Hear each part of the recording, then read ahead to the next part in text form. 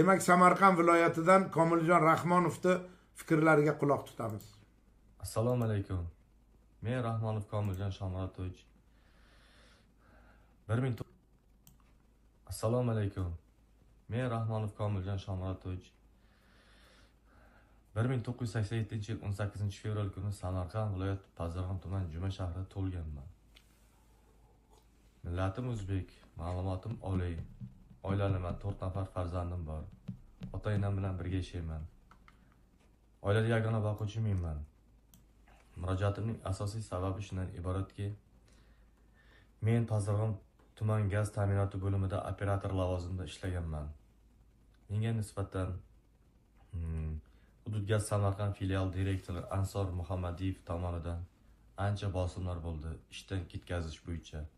Ishdan ketkazishning asosiy sababi men ularning noqonuniy ishlarini qilmaganligim. Sababi shunda.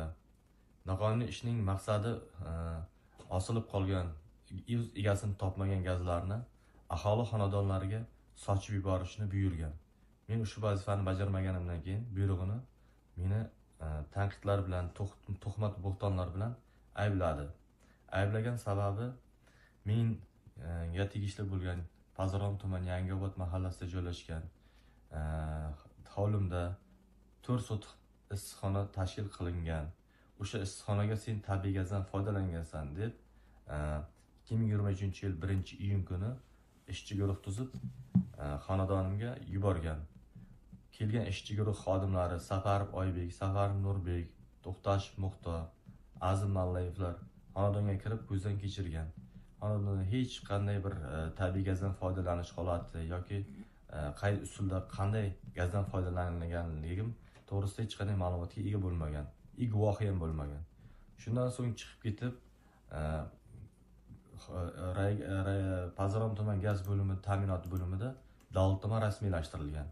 Asos bo'lmagandan keyin oradan 5 kun o'tib, ya'ni 2023 yil 5-iyun kuni yana qaytadan o'sha menga tegishli bo'lgan hovlimga borib, Yangiobod mahallasida xonadonimga borib, chamasi 500 metr nariyoqda uzoqlikda joylashgan diametri 219 metrlik gaz quvuridan polietilen turba yordamida tuhmatli qilib gaz quvuri tortib kelib, xonadonimning orqa tarafi, divorning narigi tarafida mana Rahmonov Komil tortib kelibdi gaz deb tuhmat qilib gazni yoqib, syomka qilib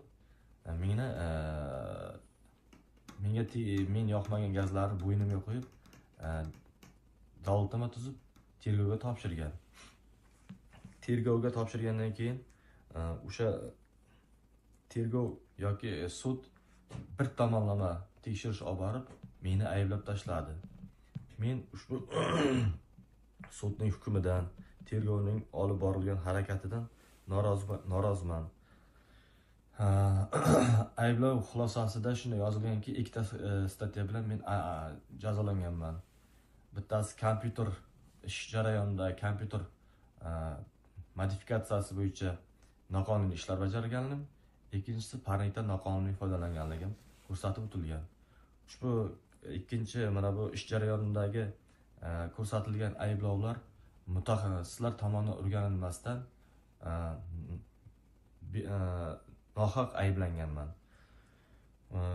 Tergov davomida o'sha mutaxassislar jalb qilinib yoki sud jarayonida mutaxassislar sudga chaqirilmasdan ayblanganman. O'sha men ayblovimni o'z bo'ynimga olmaganman. Shunda ham meni noqonuniy ayblar bilan ayblab tashlagan. Men yuqoridagiga ko'ra suddan jinoyat ishlari bo'yicha Pazarxon tuman sudining 19-yanvar 24-yilda hukmini bilan meni O'zbekiston Respublikasi Jinoyat kodeksining 2 moddasi bilan ayblashgan.